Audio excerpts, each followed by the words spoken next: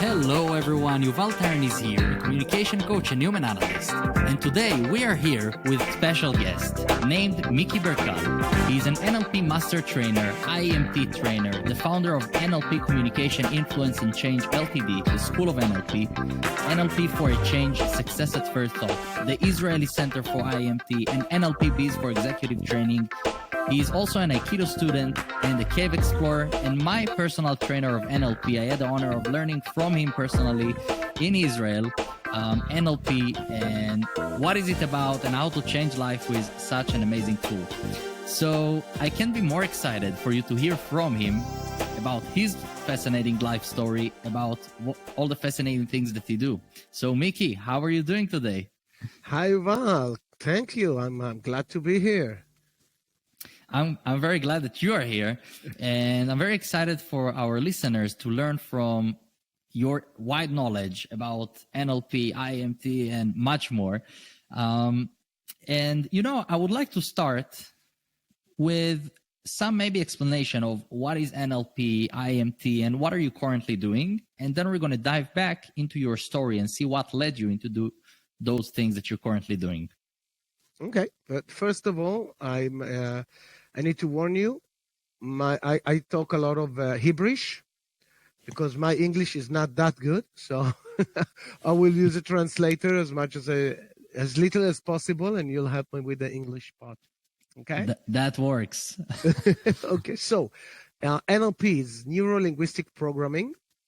And it has a lot of definitions. The one that I like the most, I say in Hebrew, is like how to use your communication skills in order to influence thoughts, behaviors, and emotions, and how to use that in order to change any automatic habits, behaviors, and personality patterns, and etc., and stuff like that.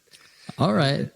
So that's the basic. There's a lot of explanations of NLP, and you can do a lot of things with it. It's a huge system method. If you know, Tony Robbins uses it. That just doesn't call it NLP. And there are many trainers around the world that use NLP.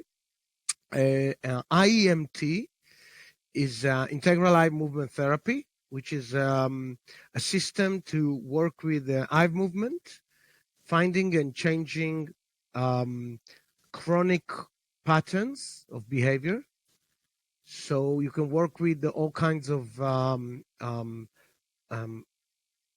chronic problems like PTSD, chronic anxiety, and all kinds of problems that people go, psychological problems, emotional problems, that people go to therapists, and it takes them years and years of therapy and they still have the problem. So the creator of IEMT, his name is Andrew Osting, which apparently, a funny story is, I brought him 12 years ago to Israel to teach IEMT. I sponsored him. And funny enough, apparently, him and me, we studied together, we trained together NLP trainers with Dr. Bandler, the founder of NLP, in Florida, in Orlando, 2005. Wow. So I didn't remember him. He reminded me. It was funny. And what he noticed that people, that there are three types of problems, psychological problems. So those with enough therapy are solved. Those that with enough time are solved. And those with a lot of time and therapy are not solved. So he asked himself, so what's special about those kinds of problems? What do they have in common? And he found that they have usually the people that have this chronic problem, they have 5 patterns of behavior that ruin the therapy, that they do sabotage. So if the therapist is not aware of these patterns, then the therapy will get stuck. The client will start getting frustrated. The therapist will start getting frustrated. They will go in circles and circles and circles, and then the client will say, well, okay, another therapy that doesn't work and stuff like that. So IEMT is based around that. And this day, after 17 years of training NLP and 10 years training IEMT, and I have a big clinic, a lot of therapy sessions. I decided to be more concentrated in training IEMT because I've started developing all kinds of ways to work in the clinic with all kinds of problems, chronic problems and stuff like that, especially on meaningful relationships. Wow, that's amazing. So you're doing so many fascinating things today. And I heard a little bit about your story, and I know you've been traveling around, and you've been in England. And so maybe share with us a little bit of how did it all start and what brought you into doing those things? How did you get to know all of those amazing fields? And tell us a little bit about your life, the beginning. Where did it all start? Well, it happened when I was about 26 years old. I was working in Eilat in Israel as a bartender. And suddenly I got this weird feeling of emptiness. It was a very short but very strong feeling and a strong urge to go to England. Now, I'm not that spiritual, but this was very hard to ignore. Yeah, I was working on a bar, and then suddenly I feel this huge emptiness and an urge to go to England. And I go like, okay, what's that all about? What's going on here? And I started trying to rationalize it. Maybe I heard people talking about it. Maybe it's the time that, after the army, all the Israelis go traveling around the world. Maybe it's that. I don't know. For 2 days, I was thinking and say, okay, so maybe I need to go to England. I don't know why. So let's travel to England. So I decided to travel the world, starting in England. And the idea was to travel for 5 years, to work and travel, work and travel, work and travel. And that was the big idea. Funny thing was that when I reached the UK, England, and I was there for a couple of months looking around. I don't know what I'm going to do. And then I found a job.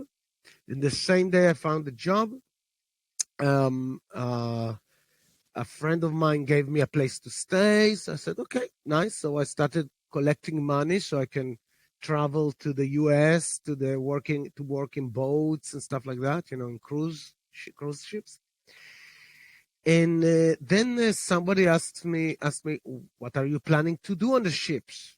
I said, I don't know. I can bartend. I can be a waiter. And he told me about how it works there. And said, listen, bartenders, waiters, they work hard. They work a lot of hours, and as we were talking and commenting about it, somebody said that you can work as a stage hypnotherapist, as a stage hypnotist. So you have 2-3 shows a day and an evening, and that's it. And the rest of the time you're free, and you get the same salary. So I said, ooh, that's interesting. So I need to learn hypnosis.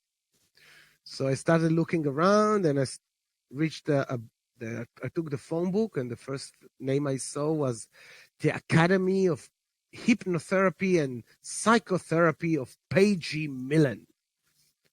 And I went like, okay, sounds interesting. So I called the guy, and one of his questions was, why do you want to learn hypnosis? Do you want to go on a stage and do funny stuff or help people? Now I knew that if I were to tell him that I want to do stage hypnosis, he would have cut me off. So I said, oh no, of course I want to help people. Of course. I said, okay, so you need to come to an interview.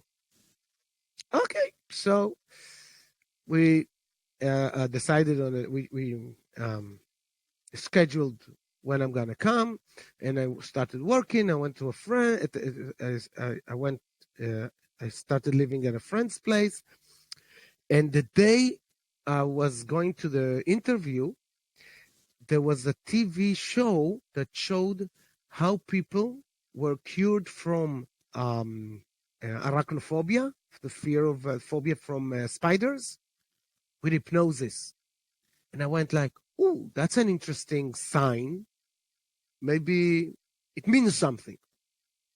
So I went and I started talking with him, and I passed the interview, and and I decided to learn with him psychotherapy and hypnotherapy. Cool. So I started learning that.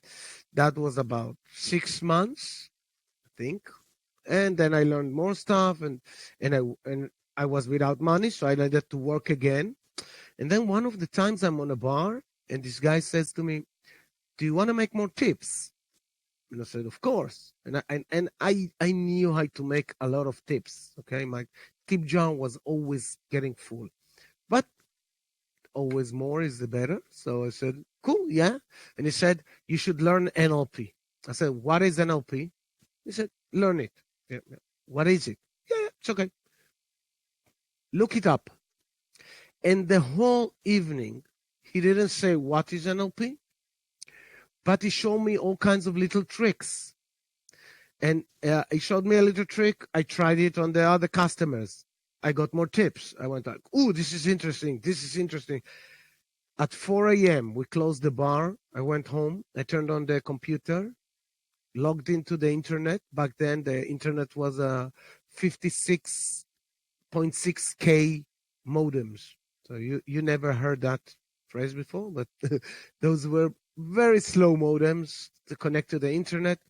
And I found out about Dr. Bandler with the McKenna Brain Corporation and training of what is NLP. And I said, okay, I want to learn this.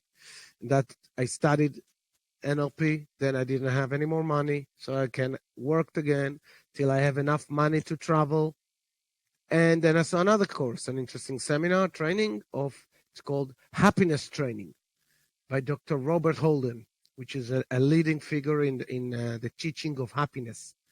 So again, I've studied with him, teaching happiness, no more money, I need to work again. And that way, for 4 years, I worked, had money, I learned something, no money. Worked again, have more money.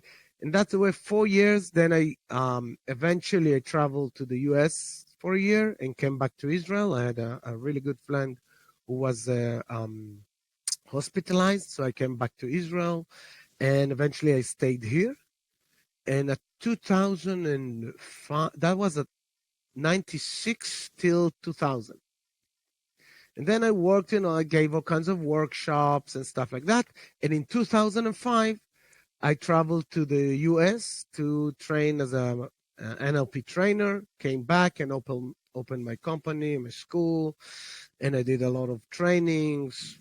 I did about 100 trainings of NLP practitioner and master practitioners and workshops and clinics.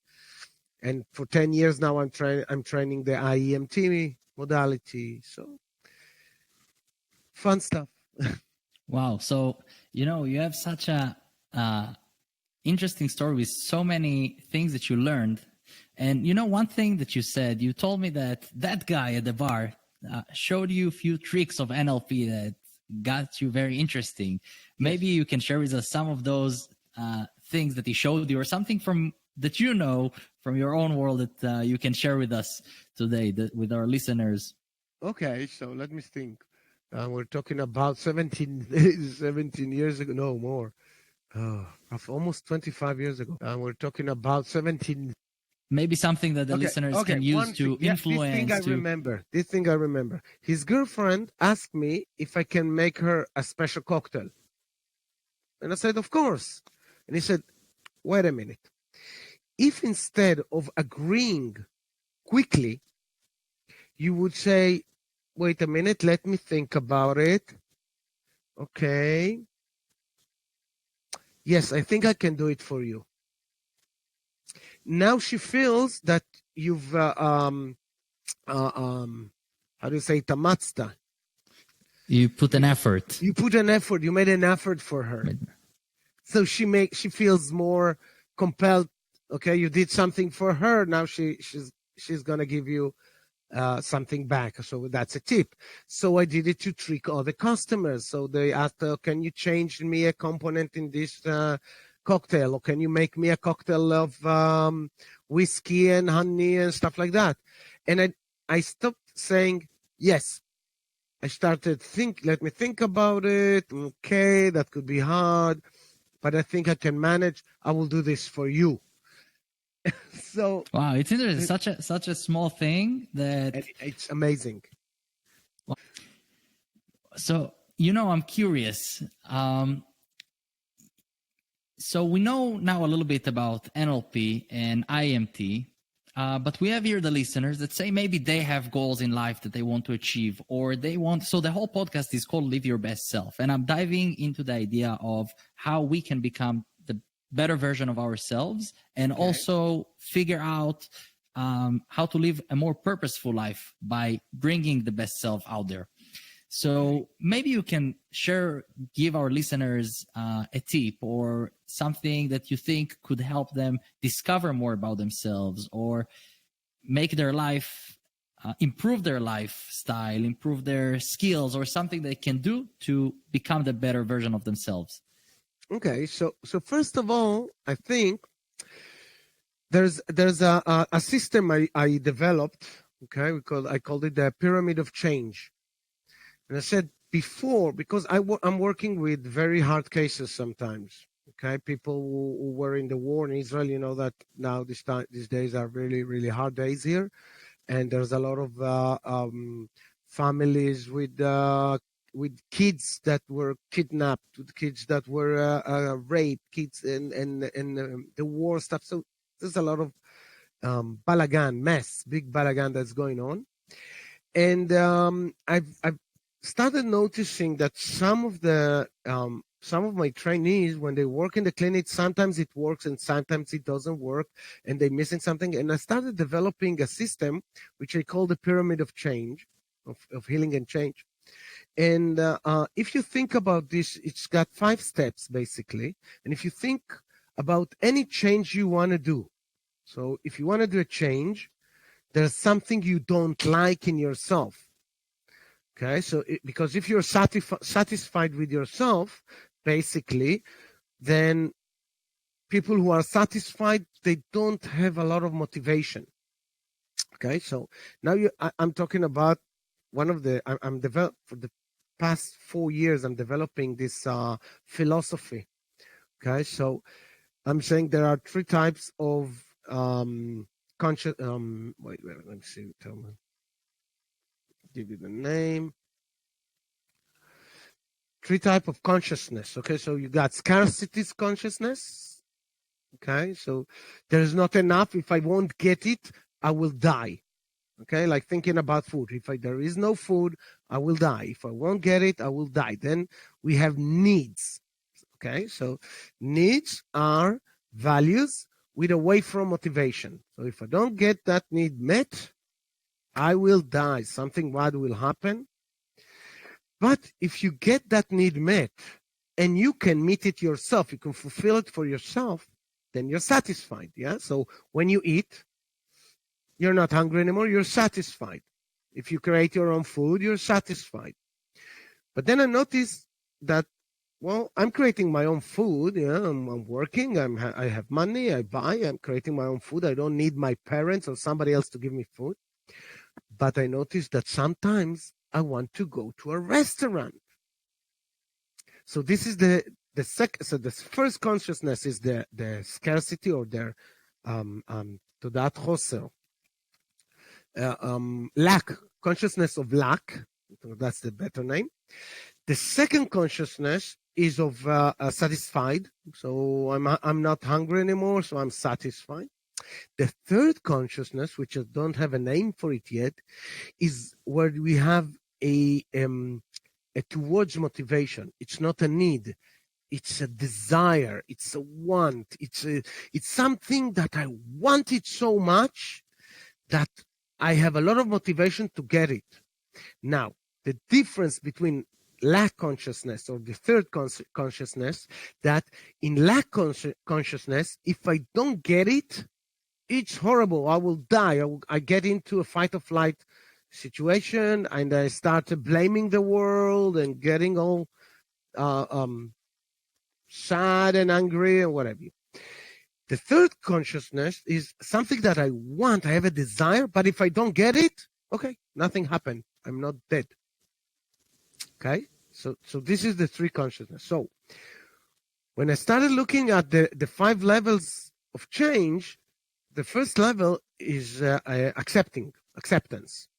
So when I talk with people, they have, for example, I have anxiety. Okay, so let's accept that you have anxiety. No, I don't want to accept it. I want to change it. No.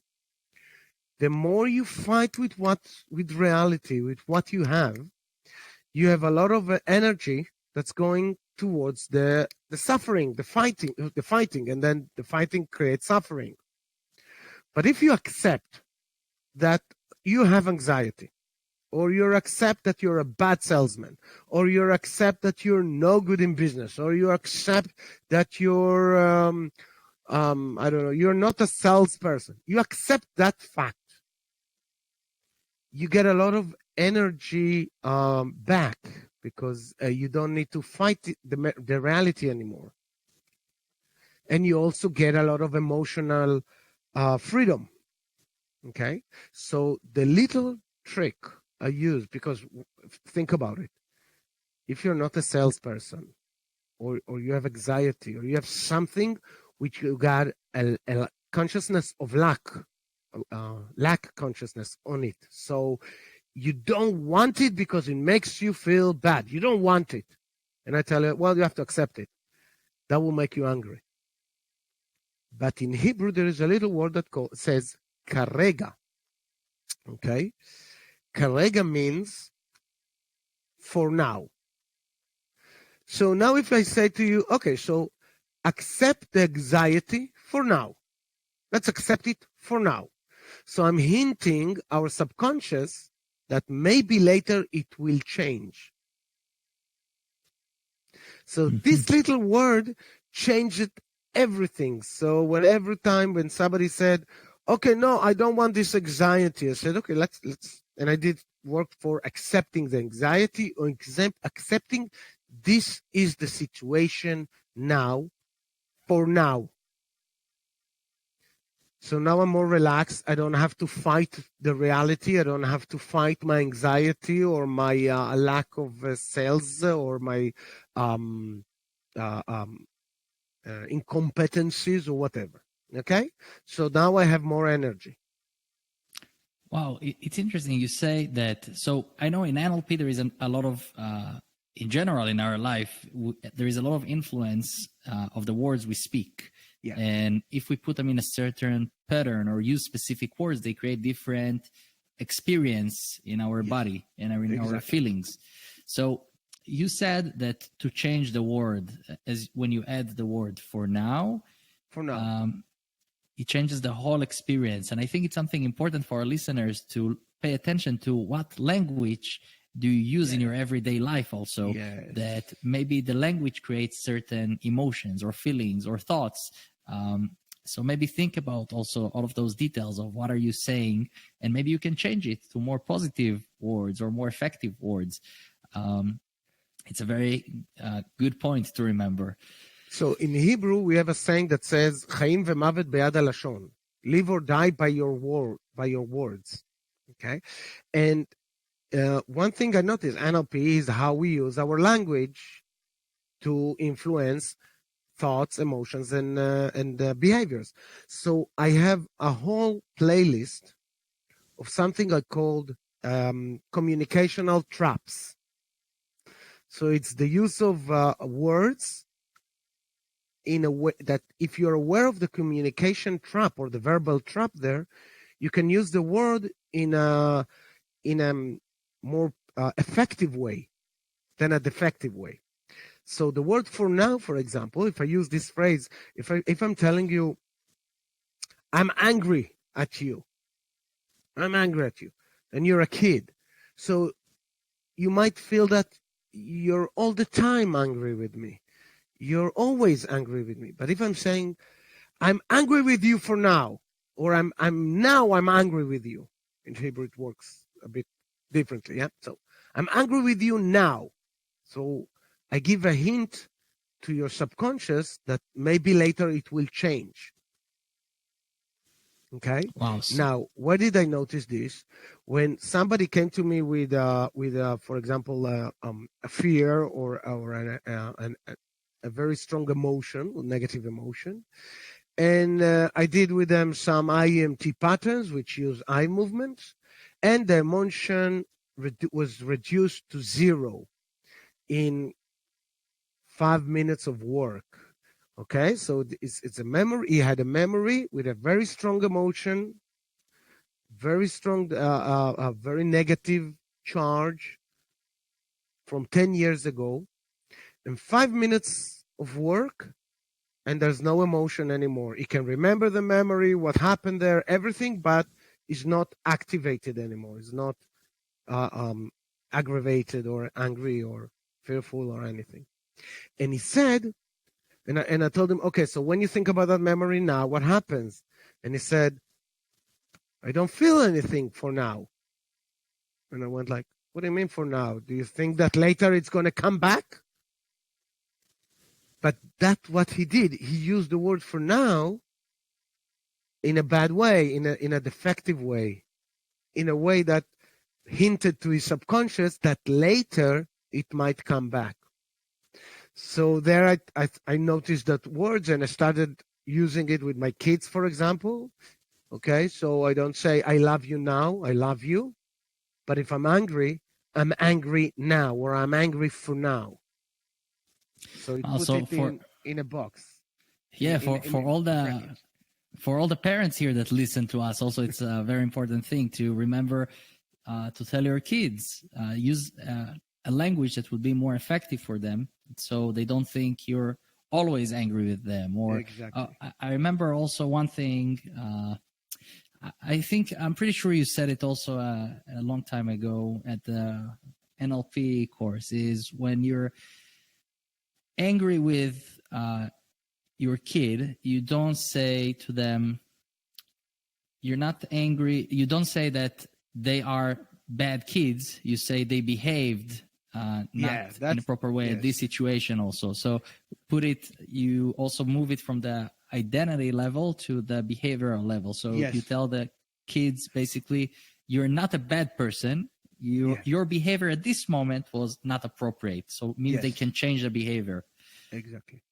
So this differentiation between identity and behavior, I will talk about it when we reach the 4th step. So we said we have 5 steps. So the first step, the basic level of the pyramid, is acceptance. Okay. The second level, once I've accepted, okay, I have a problem, or I'm not my best self, or I'm not a salesperson, or I can't talk with people, or I'm not good in front of camera, all kinds of these things, or my English is worse or bad, whatever. The second step is compassion. Now, there are many, many definitions of compassion. I went with one of the definitions I liked from Brené Brown. If you heard of her, you should see all of her TED Talks and books and everything that came from Brené Brown. And a definition she used, I think it was her, she said, compassion is participate. It's kind of like participating in the bad emotion of the other person. So I'm not translating it correctly. I'm trying to translate from Hebrew, but the thing is, like, it's not like feeling the emotion of the other person. It's like semi-feeling the emotion of the bad emotion of the other person, but knowing it is the other person emotion, but it's not mine. So I get it, okay, because I feel it when I know it's yours. And there is a strong desire to alleviate that bad emotion. So that's compassion, okay? That's the definition I use in Hebrew. Now, this is toward outside, so people get it. Now, the thing to do is towards inside, towards myself. So if I have compassion with myself, so if we think about this now, let's take a little think about. I have compassion with myself. So in IEMT, we say there's like two people here, like two internal representations. A representation for I, who feels compassion, and self, whose I is compassionate towards. So we have two parts inside of us. Okay. So now what happens is when I do compassion with myself, I have a strong desire to alleviate my bad feelings. So this creates an internal motivation for change. So I accepted the state. I started being compassionate towards myself. Okay. Now we reach the third level, which is forgiveness. Now the thing with forgiveness, an interesting thing in Hebrew, I think in English as well, we say to forgive him or her or them, forgive them. It's not something that it's like something I do for somebody else. But a funny thing was I had this client who said, yeah, I'm not going to forgive my father. And I said, okay, and where is your father? Oh, he's been dead for 20 years.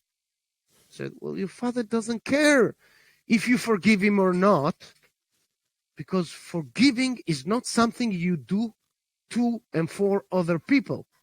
Forgiving is releasing a grudge, anger, or let me find the word, or grouge or anger that I have inside, releasing a bad energy I am holding on to. So this is forgiving. So think about it. I think the Dalai Lama or the Buddha said that when you hold a grudge for somebody, or you're like, and you're not forgiving them, it's like you're drinking poison, thinking they will die. So basically, when I forgive somebody, I actually release bad energy that is inside me. So that is forgiving. Now, this is outside, so it's very logical to people. I explain it and they like it. So there's a lot of exercises that I can do, a lot of practices, therapeutic tools I can use. But once we understand that, okay, forgiving is something that I do for myself, now we go back to the internal relationship between me and self. Now I forgive self. So I release any kind of anger, frustration, grudges, any bad emotions, feelings I have against myself. So now again, I've accepted myself. If we say, wait, sorry. You've introduced the idea of differentiating identity and behavior. So we need to use it. Okay, I want to use it. So if I accept myself, I accept it on an identity level.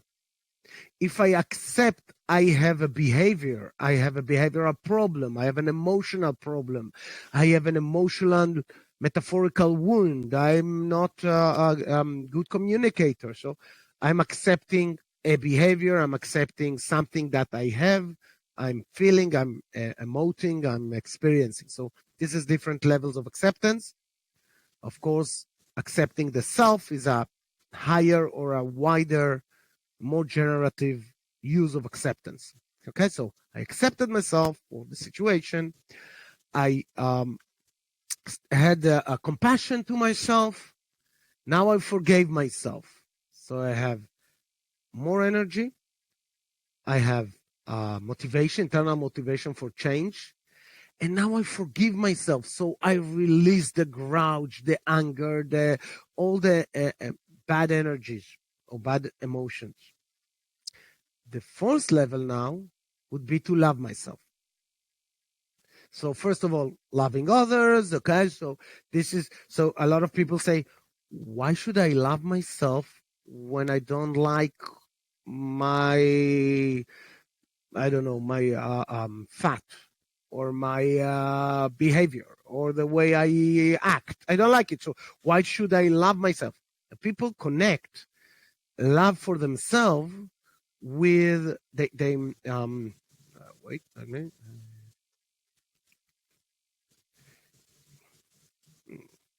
They put a condition on their self-love. If I will stop smoking, I will love myself. If I lose weight, I will love myself. So they condition their love.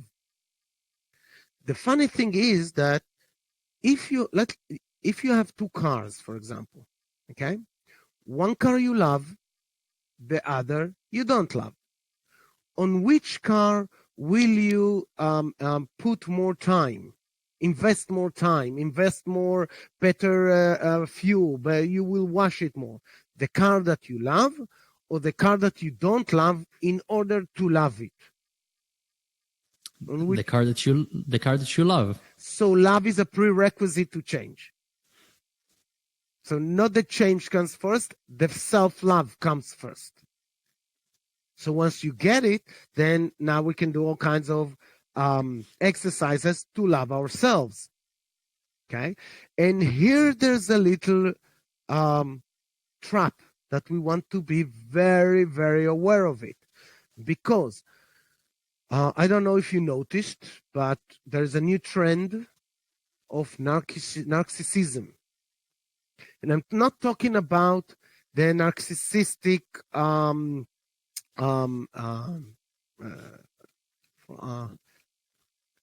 the disorder, the narcissistic disorder. I'm talking about narcissistic traits or lines or way of beings.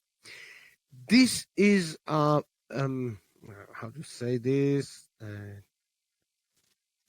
Nitmach. Supported? Is supported. This is supported a lot with the new age, because all the books of self-development talk about love yourself, stop hating yourself. So everybody talks about loving yourself. So cool. So I love myself. Forgive my French. Fuck everybody. I'm loving myself. That's it. That's narcissism. In Hebrew, we have a saying that says, "Ahavta l'reacha kamocha." Ve'ahavta l'reacha kamocha. It was translated in English to love your neighbor as yourself, and it's not exactly, because it doesn't mean your neighbor. It means your fellow person. Okay, that the word reacha, rea, it means your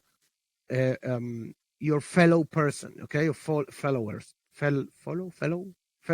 Yeah, fellow. Okay, so if we look at this interesting saying, which the guy that said it, when they asked him, "Can you tell me the whole Torah in one sentence?" He says, "Yeah, love thy fellow as thyself." And this is the essence of the Torah. Yeah. So this is interesting sentence, because in order for me to love you, first of all, I need to learn how to love me, because I need to love you as I love me. So if I don't love me, I can't really love you. So a lot of people love other people. They hate themselves, but they love other people. And that creates a lot of conflicts. And I won't go into all of this because my Hebrew is not that good. But if I learn to love myself, okay, so I come first in this sentence, right? I learn to love myself, and then I can love you as much as I love me. But I said the danger is we're going to go narcissistic. The interesting thing in this sentence is that the word thy fellow comes first in the sentence and then yourself. So love your neighbor, your fellow, as you love yourself. He comes first in the sentence. So this gives us a nice equilibrium of win-win. Okay, so who do I love first? myself or yourself, you or me or you. So the answer is yes. So you need to go both ways. So this is win-win. And when we make sure of this, I think there's a guy in the US who calls it the golden rule. Okay? I don't remember his name, but he teaches how to work with bullies. Very interesting guy. And he says this is the golden rule. Okay. So when I come to the fourth level of loving myself, is loving myself so I can give more, so I can be more generous, so I can love my neighbors as well. So this is the win-win, and this is what keeps us from getting and being self-centered and narcissistic and stuff like that. So once we have these four levels, now we can start doing the interventions and the changes.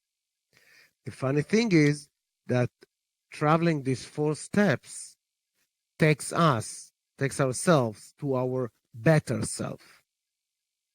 Wow, that's beautiful. It's important things to remember. So maybe give us a repetition of the four steps. So we have the headlines in our mind. So we have acceptance. Accept yourself, compassion to yourself, forgive yourself, love yourself, change whatever you want to change.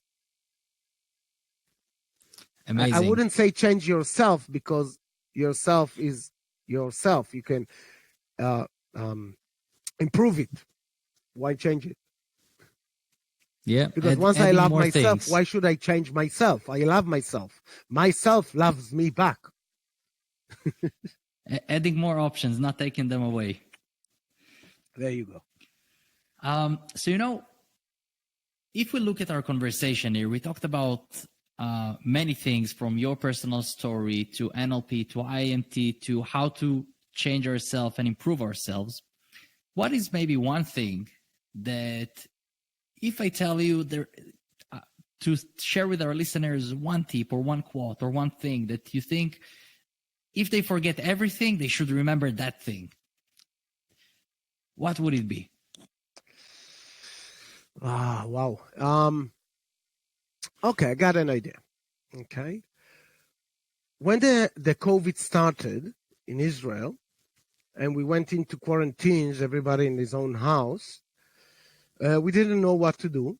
And me and my wife decided we're going to use this time that there's no work and everybody's at home and quarantine and stuff like that, to learn to play something. I took the ukulele. She took the guitar. I never played with the ukulele before. And I told her, okay, I'm a ukulele player. You're a guitar player. And she said, no, we don't know how to play. So we're not a ukulele or a guitar player. I said, no. I don't know about you, but I'm a ukulele player at the beginning of his journey. At the end of these 3 weeks, we had a month or something, I played about 3 or 4 songs in the ukulele, but my wife quit playing the guitar. Now, the very interesting thing here is הצהרה, Declaration. a statement. It's an identity level statement. Okay, so basically, what happens is that we as human beings, we communicate with a lot of people. We live in societies. We have a strong need to be very much in line with our identity. Okay, so if I think I am a thief and I didn't do an identity change, I will always be a thief, because that's my identity. I identify myself as that. If I am a ukulele player, so I identify myself as a ukulele player. Now, why is this? Because what happens is that we live with people that, let's say, most people don't like changes. people like to be able to predict what is going on, what's going to be, what's going to happen. So if you live with somebody and it says to you, listen, today I'm Jewish. We don't eat pork. We don't turn the lights on Sabbath, on Saturday. And that's the way. And you say, okay. 2-3 days later, he says, no, you know what? I decided I'm going to be a Muslim. Okay, so we don't drink alcohol. Shabbat is not a problem, but on Fridays, no TV. And then 3 or 4 days later, he says, no, you know what? I'm a Christian. So Sunday is the holiday. You can drink alcohol, but you cannot, I don't know what you cannot do. Okay, so, and he changes his mind every 3 or 4 days. Would you like to live with that person? No, it's tough. No, because you can't predict anything. So it's like you're driving on the highway.